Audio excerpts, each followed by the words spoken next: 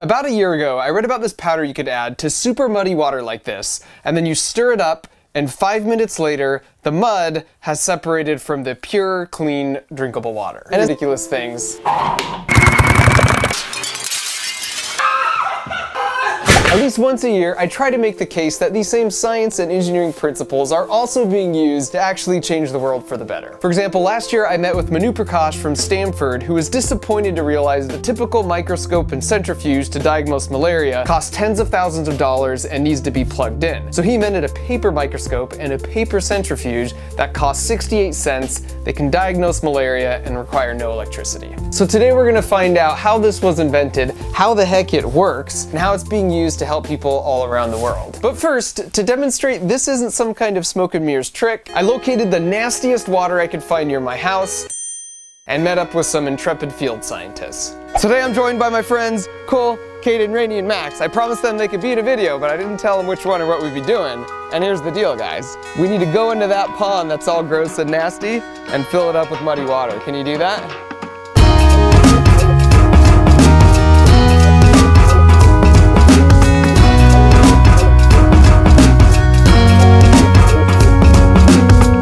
Think this would be good to drink this? No. What do you guys give me if I take a sip of this?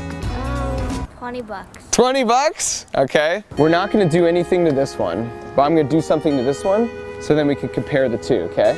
So I'm gonna take a little bit of this powder, I'm gonna put it in here. You guys see this? And then we're gonna take turns shaking it for like 5 minutes, okay?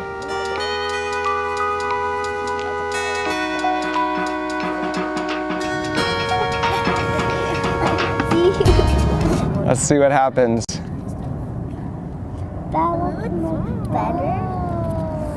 Looks better. Wow. Yeah, that looks really better.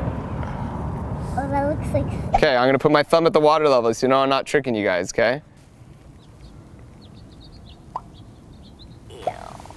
Ew. Some high quality H2O right there. All right, where's my 20 bucks, Rainey? Mommy. Chances are, if you're watching this video, you have essentially an endless supply of clean water at the pull of a lever. And because this is so easy, we tend to forget just how critical water is for us. You can live 3 weeks without food, but only a few days without water. And it's not just us. From plants to ants to bacteria, anything that is biological and living needs water to survive. It sounds crazy, but there are no exceptions to this rule. Because of this, when NASA is looking for evidence of life outside our planet, we first start by looking for evidence of water. Given all that, it's a total bummer that nearly 1 billion people around the world don't have access to clean drinking water. Today, drinking contaminated water causes more deaths than HIV, AIDS, and malaria combined. And so that's why the powder in this packet is a really big deal.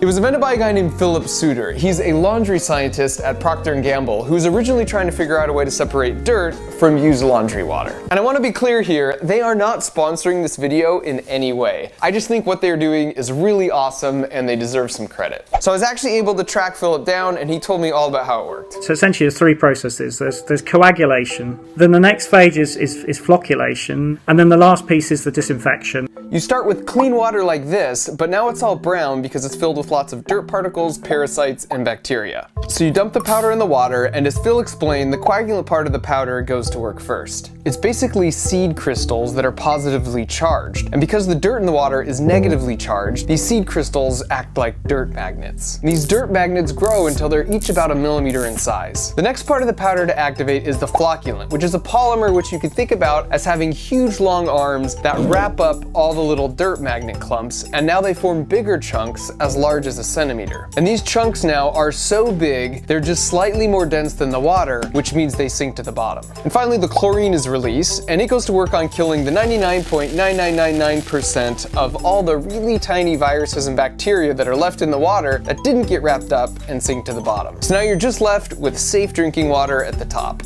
And this isn't just some PR stunt for P&G. Since 2004, millions of people in over 90 countries have used these packets, and they've saved untold thousands upon thousands of lives. In fact, they've cleaned enough water to fill a swimming pool that is the typical 5 feet deep by 15 feet across, only the length would need to stretch all the way across the United States, over 13 times. These packets cost them pennies to make, which they sell at a loss, and that feels like the right thing to do. But it brings up the question, is there a case to be made beyond altruism, where it's in the best interest of the rich countries to help out the poor countries? And to answer this question, I wanted to speak with someone in the technology sector who had some experience in this kind of thing. And he's a bit of an obscure up-and-comer named Bill Gates. But first, I had to do a little bit of research in order to get myself up to Seattle.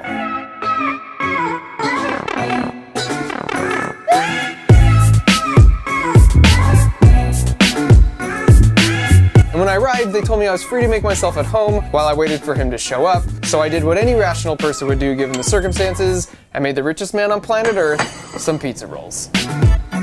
Hi. Bill, good to meet you. Yeah, thanks for doing this. They gave me free reign of your kitchen, and as a token of hospitality, I whipped up a batch of pizza rolls. Oh, wow. I'll try it. It's not what I normally eat. It's pretty hot, actually. They're kind of like lava in the middle. Not bad. Is it okay, right? All A little right, bit yeah. of cardboard. What do you got here? This is plan B, because I wasn't expecting you to actually eat one of those. Okay.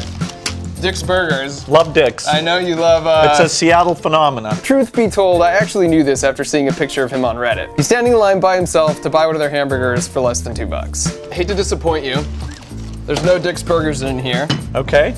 We have some liquid refreshment. That's pretty dark looking. So I took out the powder and explained to him how it worked, and then I set up the bottles, and here's where we stood after a minute or two. Looks like we're making some We're making progress, some although progress. the top there, What, I'd rather eat these than that so far. Like, why should we care about developing nations? Well, the amount of resource that rich countries spend in helping poor countries is pretty small. It's well less than 1% of their budget. I defend that because that money is so impactful. You're saving lives for less than $1,000 per life saved. If you help a country lift itself up, then countries like Indonesia, Vietnam, India get successful enough, they grow their economy so they no longer need aid, they graduate. Okay, look at this. Yeah, it's amazing the way that a small Isn't it crazy? amount of this thing. It's like magic. And I liked his answer that basically teaching a man to fish is better than just giving a man a fish. What about the extreme case of a person who's just super self-absorbed who might think, I just don't care if a poor country has a fish or not, it doesn't affect my daily life? I asked what he would say to that person. The benefits are strong even if the pure humanitarian empathetic part isn't the key reason. So then Bill told me two main reasons we should try and help developing nations even from a selfish standpoint. The first is for our own safety. If a poor country receives aid, it fosters education and economic opportunity, which makes it more stable. And there's less of a reason for people to become desperate, which is a breeding ground for radical ideologies and terrorism. All America's top generals agree that foreign aid creates stability, which reduces the need for military spending and makes the world a safer place. Additionally, Bill told me there's the issue of diseases. When the next pandemic comes, there's a good chance it will be far worse than Ebola, and it will spread quickly into the rich countries. There's a huge benefit to us in helping these developing nations get their health systems to the point where they can detect and treat bad stuff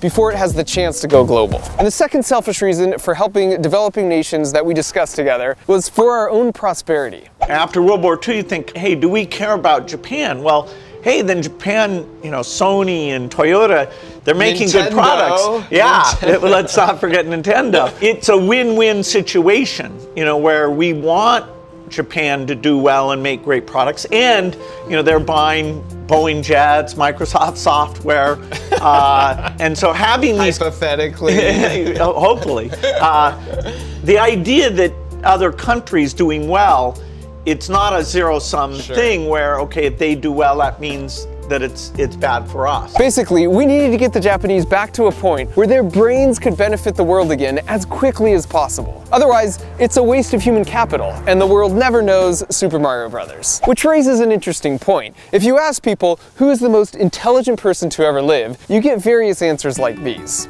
Albert Einstein. Einstein. Albert Einstein. Albert Einstein. Albert Einstein. Did I tell you to say that?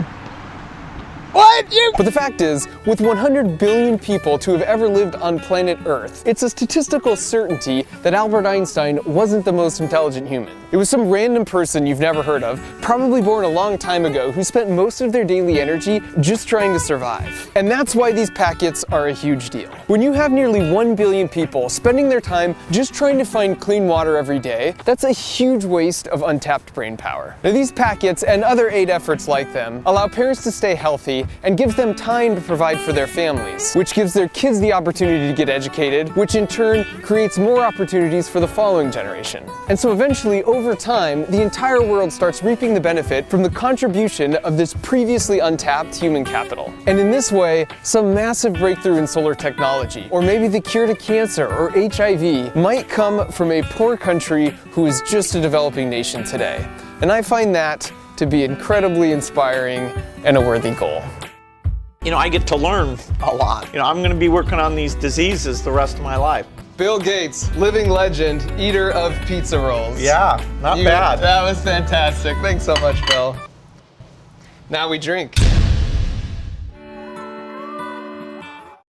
Chuyện anh chàng và chiếc nồi thần. Ngày xưa, mà không, mới tuần trước thôi, có một anh chàng tên Tý. Anh ấy nổi tiếng là lười rửa bát. Một hôm, Tý ra chợ mua nồi mới, nhưng ai ngờ, cái nồi đó biết nói. Xin chào, tôi là nồi thần, chuyên nấu ngon và tám chuyện. Tý hoảng hồn. Nồi mà biết nói, tôi chưa uống rượu đâu nha. Nồi thần, chỉ cần anh cho tôi nghe nhạc mỗi khi nấu ăn, tôi sẽ nấu ngon miễn phí. Tý nói, nghe nhạc, thế nghe rap được không? Nồi nói, được, nhưng đừng để tôi nhảy vào chảo. Nhờ nghe nhạc, nồi thần nấu ra bữa cơm ngon tuyệt. Nhưng Tý không ngờ, nồi thần còn buôn chuyện y như bà hàng xóm. Sáng hôm sau, khi Tý vừa mở mắt, nồi thần đã hét toáng, anh Tý ơi, con mèo hàng xóm đang ăn trộm cá. Tý đuổi theo con mèo, nhưng trượt chân ngã. Nồi thần lăn đến cứu, mà cứu kiểu gì thì cũng hài hước lắm. Cuối cùng, nồi thần bảo phải đi giúp người khác nấu ăn. Tý buồn lắm, nhưng cũng hiểu rằng bạn tốt thì luôn muốn chia sẻ niềm vui. Tý, từ ngày đó, tôi không lười nấu ăn nữa, nhưng vẫn chưa rửa bát đâu nha. Và bài học là, hãy trân trọng bạn bè, kể cả khi họ là một cái nồi. Chuyện anh Tí Tổ. Anh Tí Tổ, chị ơi, cho em chục chuối, nhưng nhớ chọn quả chín vừa thôi, để ăn lâu. Bà bán chuối, anh ăn lâu hay anh trả tiền lâu? Anh Tí Tổ, cá này tươi không cô? Bà bán cá, tươi đến mức nó còn muốn về bơi lại kìa. Anh Tí Tổ, hình như vì em ở nhà hàng xóm. Bà bán, vậy anh về, nhà hàng xóm mà lấy. Anh Tí Tổ, cho tao mượn ít tiền, tao hứa trả nhanh lắm. Bạn thân, nhanh lắm, chắc khoảng 3 năm. Anh Tí Tổ, mũ ơi, quay về, trên đầu anh còn trống lắm. Anh Tí Tổ, bánh mì này chắc ăn sáng, trưa, chiều luôn.